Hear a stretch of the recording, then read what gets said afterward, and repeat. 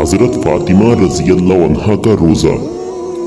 ہجرت کے بعد مسلمانوں کی کافروں کے ساتھ کئی جنگیں ہوئی ہیں، لیکن ان میں سب سے زبردست جنگ خندق تھی، جس میں سارے عرب کے کافر ایک ہو کر مدینہ پر حملہ بولنے آ گئے تھے۔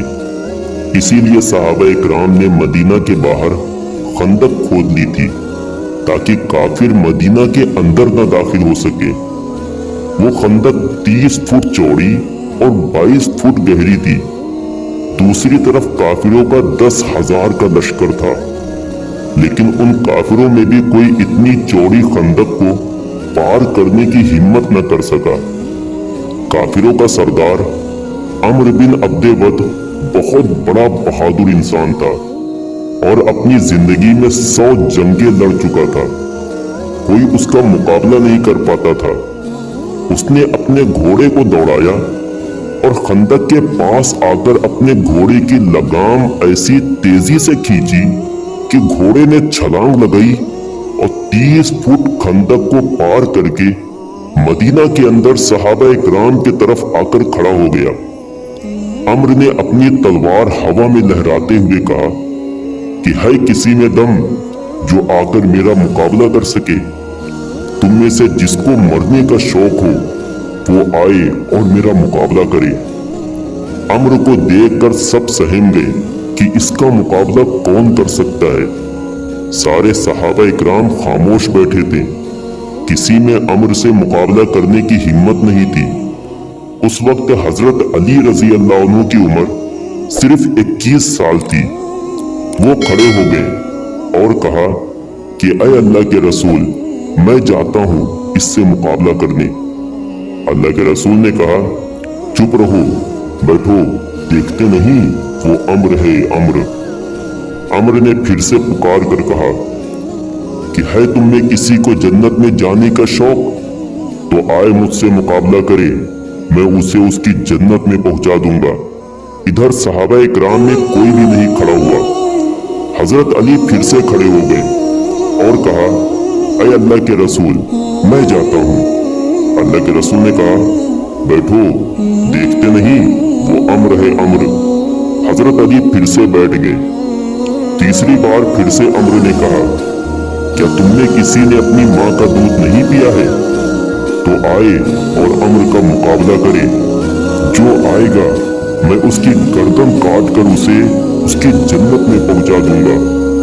حضرت علی پھر سے کھڑے ہو گئے اور کہا کہ اے اللہ کے رسول، میں جاتا ہوں۔ اللہ کے رسول نے کہا بیٹھو، دیکھتے نہیں وہ عمرو ہے عمرو۔ حضرت علی نے کہا اے اللہ کے رسول، اگر عمرو ہے تو کیا ہوا؟ آپ مجھے ایک بار بھیجو تو صحیح۔ اللہ کے رسول نے کہا ٹھیک ہے، جاؤ۔ اور پھر اللہ کے رسول صلی اللہ علیہ وسلم نے حضرت علی کے لیے دعا فرمائی۔ حضرت علی اس کے سامنے ایک بچے سے تھے۔ وہ عمرو 100 جنگیں لڑا ہوا بہادر انسان تھا۔ جب حضرت علی اس کے پاس پہنچے تو عمرو نے پہچانا نہیں اور پوچھا کون ہو تم؟ حضرت علی نے کہا میں علی۔ عمرو نے کہا عبد مناف کے لڑکوں میں سے ہو؟ حضرت علی نے کہا نہیں، عبد المطلب کا لڑکا ہوں۔ یہ سننا تھا کہ عمرو تعجب سے کہنے لگا ارے میرے بھتیجے، تم کہاں میرے سامنے آ گئے؟ میں تمہارا چچا ہوں، میں تمہیں قتل کرنا نہیں چاہتا، جاؤ واپس جاؤ۔ حضرت علی نے کہا لیکن چچا، میں تمہیں قتل کرنا چاہتا ہوں۔ یہ سن کر عمرو کو بہت تیز غصہ آیا اور اس نے اپنے گھوڑے سے چھلانگ لگائی اور پھر حضرت علی پر اتنا خطرناک حملہ کیا کہ حضرت علی دور جا کر گرے۔ عمرو کے حملے کی وجہ سے ہر طرف دھول اڑنے لگی۔ حضرت علی اور عمرو دھول میں چھپ گئے، وہ کسی کو نظر نہیں آ رہے تھے۔ عمرو نے حضرت علی کے سر پر وار کیا۔ حضرت علی دوسری طرف ہٹے تو وار کندھے پر آ کر لگا اور حضرت علی کا کندھا زخمی ہو گیا۔ اسی وقت اللہ کے رسول صلی اللہ علیہ وسلم نے اللہ کے سامنے ہاتھ اٹھا کر روتے ہوئے دعا کی اے اللہ میرے علی کی مدد فرما۔ अल्लाह के रसूल ने जैसे ही दुआ की, इधर हजरत अली रजी अल्लाह अन्हु उठे और अपनी तलवार से अम्र पर हमला किया। अम्र ने तलवार के आगे अपनी ढाल लगा दी, लेकिन हजरत अली की तलवार का जोर इतना तेज था कि ढाल बीच से कट गई और तलवार सीधे अम्र की खोपड़ी पर लगी, जिससे उसके जिस्म के 2 टुकड़े हो गए और वो धड़ाम से जमीन पर गिरा। इस वाकये के कुछ दिनों के बाद हजरत हसन व हुसैन बीमार हो गए। अल्लाह के रसूल सल्लल्लाहु अलैहि वसल्लम बच्चों की खबर लेने के लिए घर आए तो अल्लाह के रसूल ने हजरत फातिमा से कहा, तुम बच्चों की शिफा के लिए 3 रोजे रखने की नजर मान लो। तो दोनों मियाँ बीवी हजरत अली व हजरत फातिमा ने 3 रोजे रखने की मन्नत मान ली कि अल्लाह हमारे बच्चों को ठीक कर दे तो हम मन्नत में 3 रोजे रखेंगे। अल्लाह ने उन दोनों बच्चों को ठीक कर दिया तो दोनों मियाँ बीवी ने रोजा रखा। शाम को इफ्तारी के लिए कुछ भी खाने को नहीं था तो हजरत अली एक यहूदी के पास गए, उसका नाम शमऊन था। उससे कहा कि कुछ मजदूरी मिलेगी। उस यहूदी ने कहा, हाँ ये कुछ ऊन है, इसको साफ कर दो, मैं इसके बदले में तुम्हें कुछ जौ दूंगा। हजरत अली रजी अल्लाह अन्हु उस ऊन को लेकर घर आए और हजरत फातिमा को देते हुए कहा कि इसे साफ कर दो। हजरत फातिमा ने उस ऊन को दोपहर तक साफ कर दिया। हजरत अली रजी अल्लाह अन्हु उसको वापस ले गए। उस यहूदी ने थोड़ी सी जौ दे दी।